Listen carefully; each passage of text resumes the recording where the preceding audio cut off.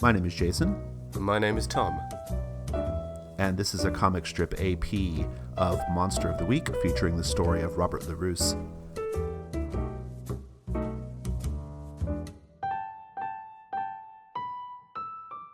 And when we last saw Robert, he was in the middle of having a drink with Anastasia Markos, and there was a bit of a misunderstanding going on. It seems Anastasia has kidnapped Cynthia, the young woman we're calling Cynthia anyway, and believes her to be something with which she can engage a ransom scheme with the school. So, she's under the impression that like this is some sort of like bride grooming, like trafficking situation or something, right? And she has no idea like what's really going on, right, Robert? I guess my question for you is like, how do you respond? What do you do right now? I think this is a terrible idea, even if what she thinks is going on was actually happening. Which I will make plain. Anastasia, I appreciate the fact that you finally accept that I've retired and you want to find something for me to do, but most guys just play golf. They don't start kidnapping. Listen, that's not what is happening at that school, okay?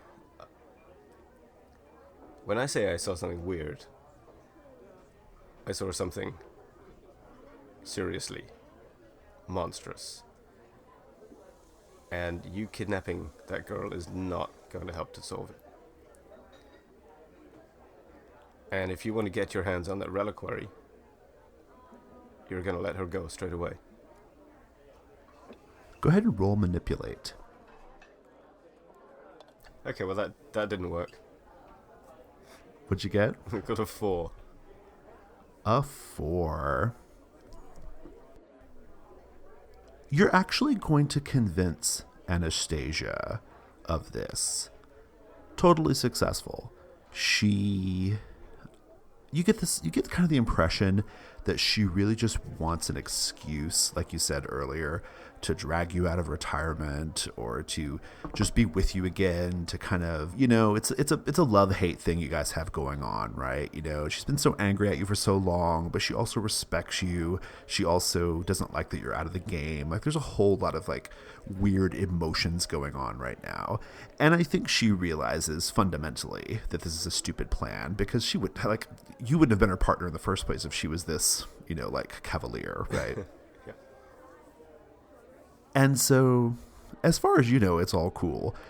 She's going to, agree with you, and she'll agree to take you to Cynthia or do whatever you want. No worries, no sweat. But here's the thing that's happening a little bit, let's say, off screen. Like, let's say we're the viewers of the movie, watching this movie, right? And we will see like an overhead shot of the hallway where you first escaped from that dog, and we'll see your little yellow film canister that you dropped on the ground, right? No particular identifying marks on it, right?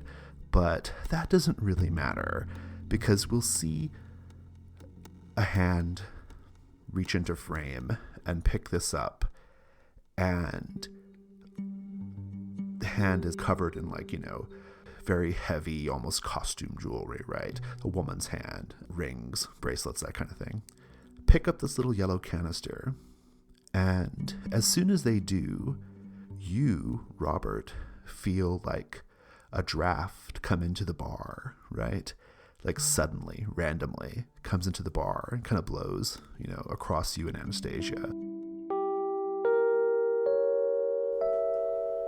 This draft blows in, and she looks at the barman and says, "Hey, barman, you want to, close the door or something? It's freezing in here."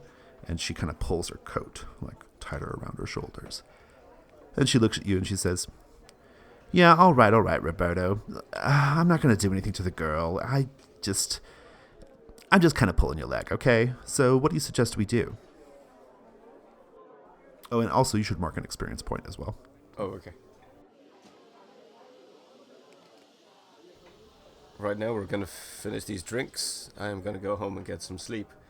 And then tomorrow morning, you and I are going to have a real good time at your favorite place, the library. And she smiles and says, well, that sounds really, really special. I can't wait. And she throws her drink back. And, yeah, we'll just call it a scene.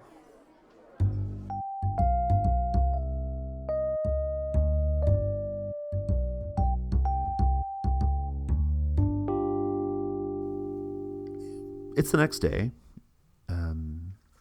Tell me a little bit about your apartment, your room, your living room, your kitchen, that kind of thing.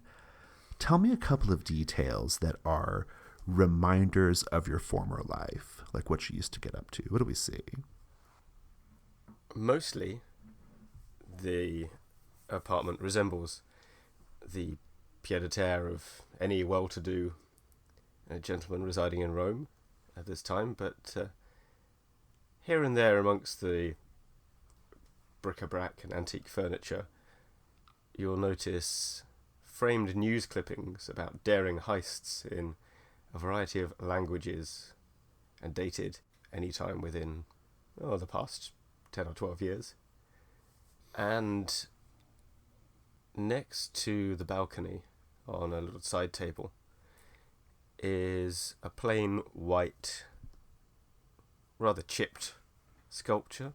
They're not very big, maybe just 8 to 10 inches tall. But to the dedicated observer of the antiquities, it strongly resembles a sculpture of the god Mithras that reportedly went missing in a very high-profile theft many years ago. Reportedly, right? Well, yeah, nothing was confirmed, of course. Excellent. Well, so how does your day proceed? You mentioned wanting to go do some library research with Anastasia. I have a feeling she's not going to be super useful at that. But I suspect not, but I feel she needs to get some comeuppance for the whole kidnapping thing. Well, and what about Cynthia? I mean, that's a good question too. Like, what will you guys do with her? I think it would be unwise for me to deliberately go and see her again. I mean, she'll either tell people what happened or she won't, and she only saw me in the dark. So Anastasia's the one that's going to come down on for this if anything happens, I think. Sounds good. In terms of the library, now, I need a special kind of library, I think.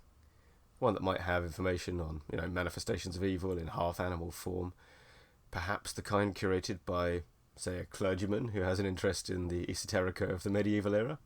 So I might try and catch up with Father Gandossi and see if he either has that kind of archive or if he can recommend one. Indeed. And I think Anastasia meets you in the little courtyard kind of in front of, the block of buildings where Father Gandossi does his work, right? And she loves to dress for the occasion, right? That's her thing. She has the most scholarly looking horn-rimmed glasses on, and her hair is kind of piled up on her head and held together with pencils kind of stuck into her hair, and a pleated skirt and a sort of plaid, little cardigan thing, right? She's giving you academic realness right now, right? Yeah, I mean, I'm not much of one to criticize since I'm hardly someone who ignores couture. I'm currently wearing a cream-coloured suit with a sky blue ascot. But even so, I sort of look her up and down as she approaches, and I have nothing to say. She's like, don't worry about it, Roberto. It's the perfect disguise. She's like, look, I'm wearing a cross and everything. And she has like a little cross around her neck as well. She pulls it out, kind of out of her cleavage a little bit. Shall we begin? Yeah, sure. I'm just trying to remember why you were the undercover one in the old days. Let's go.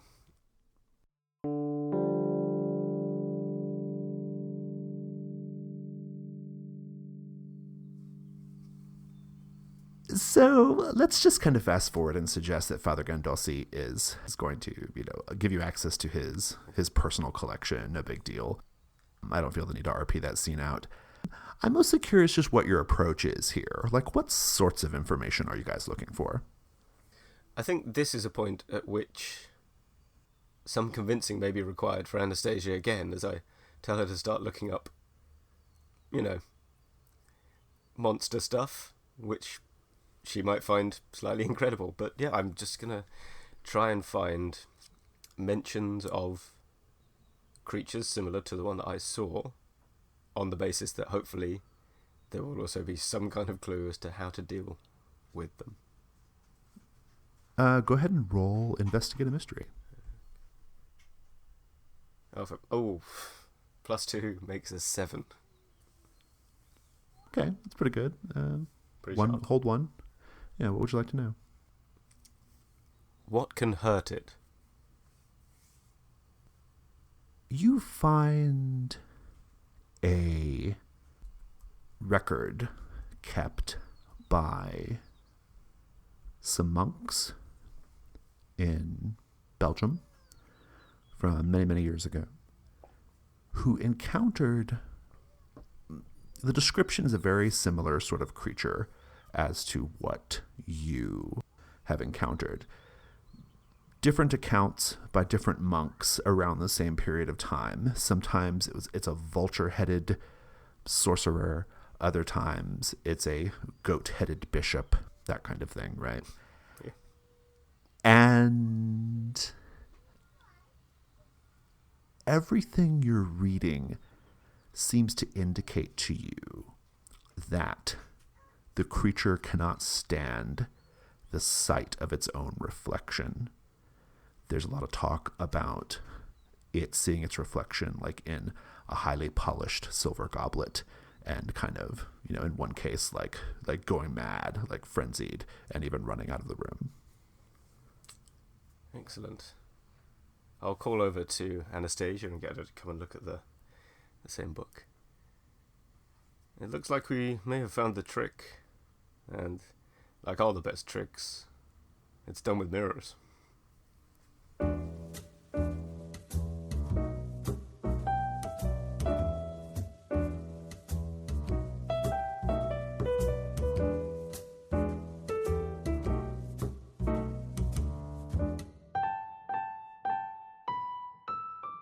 Hi, this is Jason from The Gauntlet. If you enjoyed this episode of Comic Strip AP, be sure to check out our YouTube channel. We have many other Comic Strip AP shows available, each organized in their own sequential playlist for easy listening. Just go to youtube.com and search for Gauntlet RPG.